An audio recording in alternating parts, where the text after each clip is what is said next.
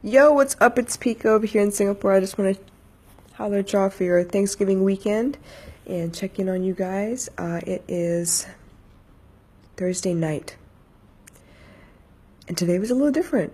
I know I talked to you about comfort zones a lot, and we all know nothing grows in a comfort zone. But I do want to talk to you about routines a little bit. I think in a way, I need a routine to kind of organize my time a little bit better, or I get scatterbrained real quick. I could do this or I could do that, and I don't know what to do first. So, in order to prioritize my time, a lot of days I depend on a routine. Like in the mornings, I know I gotta get up, I gotta pray, I gotta set the kettle to boil, get baby girl's breakfast ready before I even wake her up, or it's gonna take me like 10 minutes to get her out of bed, and then suddenly like my day is kind of shifted. The timing is kind of shifted. I'm already late.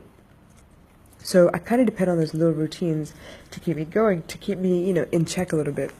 And I guess those parts of my routine, the ones that I can count on, the parts that I have to do in a particular order, I've tried every other method, and this is the best way for me to get these things done. So yes, it's kind of like a comfort zone, but it is kind of helpful as well, because the rest of my day is about growth.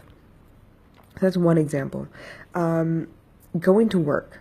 I know that as soon as I get to work, as office manager, I need to go ahead and run through the whole building, clean up as much as I can, restock, set water to boil again, clean off the tables, make sure the trash cans are fairly empty, nothing stinks in the office, because the night before, who knows who was there and ate and left stuff everywhere. So I need to clean up. I need to reset so that the office is ready for use when the kids come in for tuition.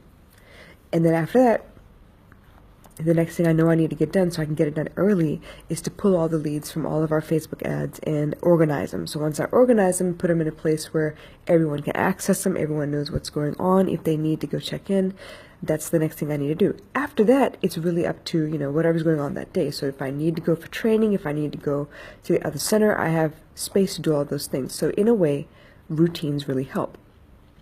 When I get home, for example, I know the first thing I need to do is make sure my daughter puts all of her clothes, because they're expected to change their clothes halfway through the day at school.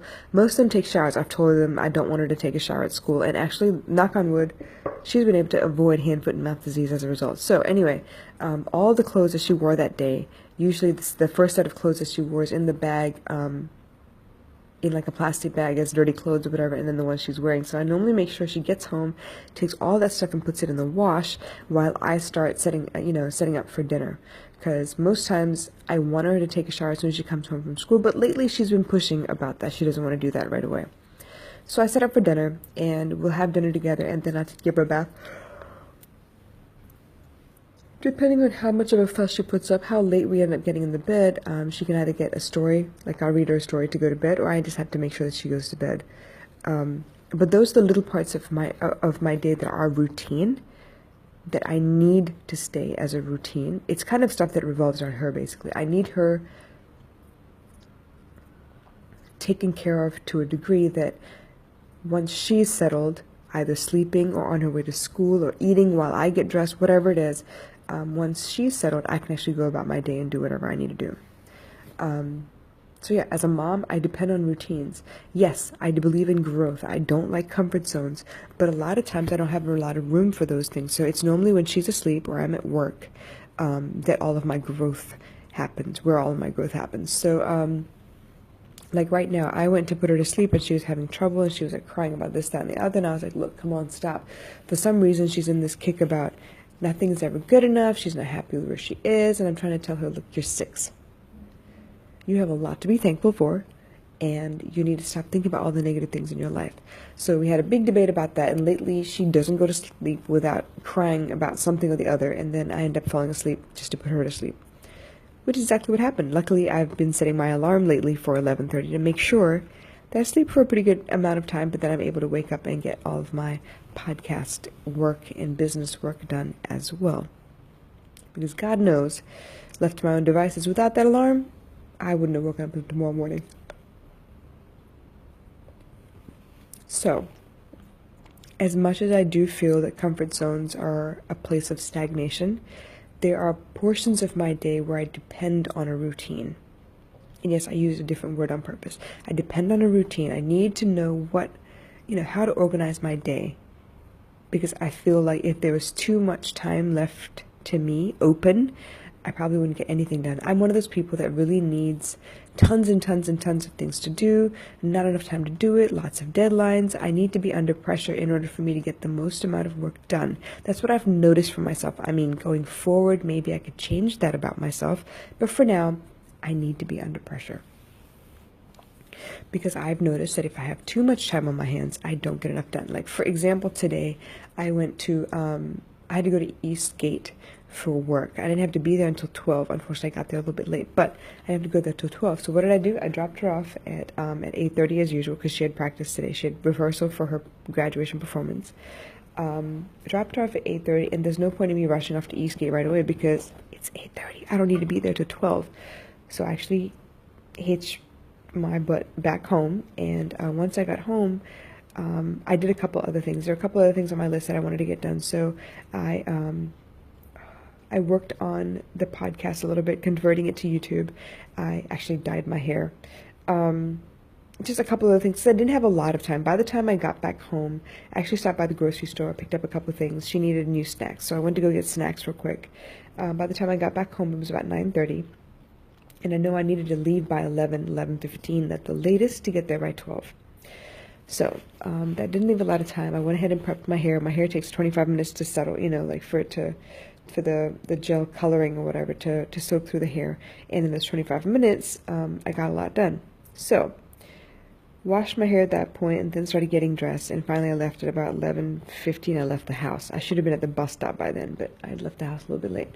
Got to work. Sat down, did all of the work that I needed to do.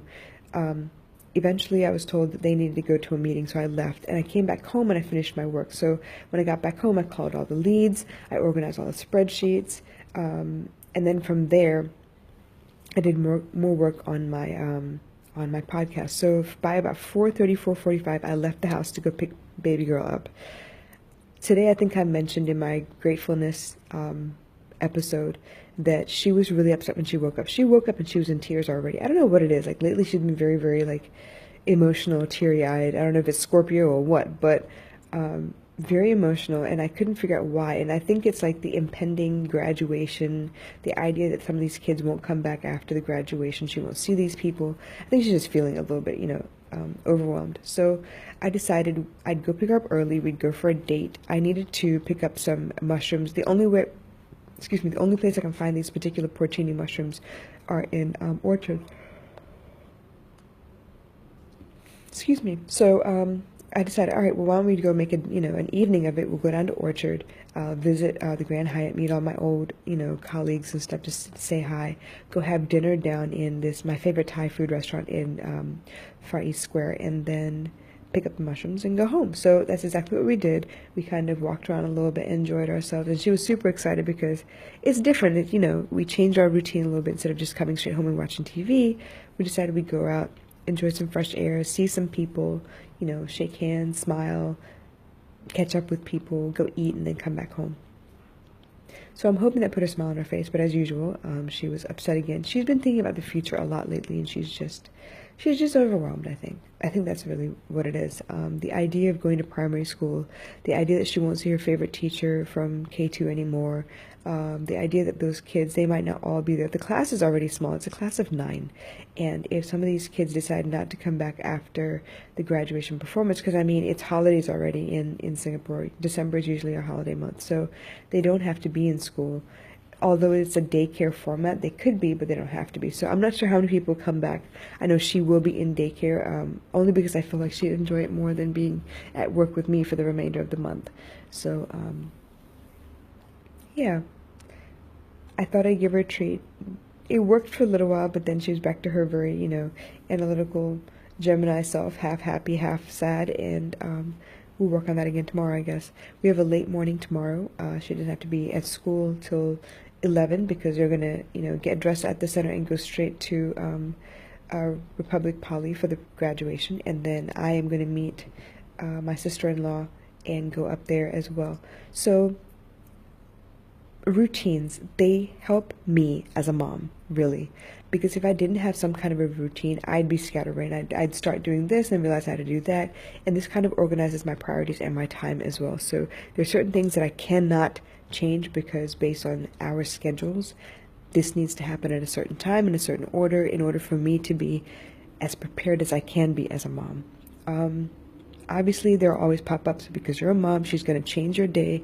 She's going to have issues. She's going to not feel good. She's going to drag her feet. She's going to have attitude. It could be any of a million things. So any of you moms out there, you definitely know what I'm talking about. It really does depend on your kids. But to have a routine helps them as much as it helps you because they know what to expect. It's important for them to know what to expect so that they can realize that there's certain things they can't really argue around. They have to get it done. And then, the other pieces, for the most part, I try not to tell her anything because my plans change so much. And she's one of those people that gets her heart set on whatever you've told her, and then she gets super upset if anything changes. And that's even like by 5 minutes, if anything changes, she'll flip out. So she knows the routines. Anything else I tend to use it as a surprise. And I won't tell her any of the details. I just ask her, look, are you coming or not? And she say, yes, I'm coming. You should be excited. So it doesn't matter what I say or what I do or what I planned. She doesn't know the details. She doesn't get upset, therefore, if I do have to change the plans because it's still a surprise to her. It's still exciting to her. So that's something I learned with my stepdaughter because she was the same way. She'd get really upset if anything changed. So I keep a lot of the plans to myself, but the routine really matters. And I don't know. I hope you realize that there are certain parts of your life where, it needs to be predictable based on the fact that it's predictable that you need to be at work by a certain time. You need to focus at certain times of the day, stuff like that. So in the meantime, though, never stop pushing for growth. I am constantly trying to download new content into my head. Either it's Audible, either a podcast, YouTube tutorials, Instagram videos, quotes, like any of those things, anything that's new, that's improved, that's another way for me to think, another angle for me to consider. Those are the kinds of things that I use for my own growth. But those routines, they really do help me. They help me to get through my day. They help me on those days where I'm not feeling it. I'm emotionally drained. I'm upset. I had a fight with somebody or somebody's ignoring me, whatever the point is. If I'm upset, those routines help me get through the day. Because God knows all I want to do is sit and wallow sometimes, but I don't have that luxury. I have to keep moving. I have to get up. There's a little girl that depends on me, you guys, so the routine really does help, okay? That's all for tonight. I do hope you have a safe Thanksgiving. Enjoy the weekend, you guys. Stay safe. I've been saying it all the last couple of days. Be patient with everybody, and just watch your words before you let them come out because you can't take them back once you do. Anyway, I'm going to go. I will catch you tomorrow, and y'all take care. Bye.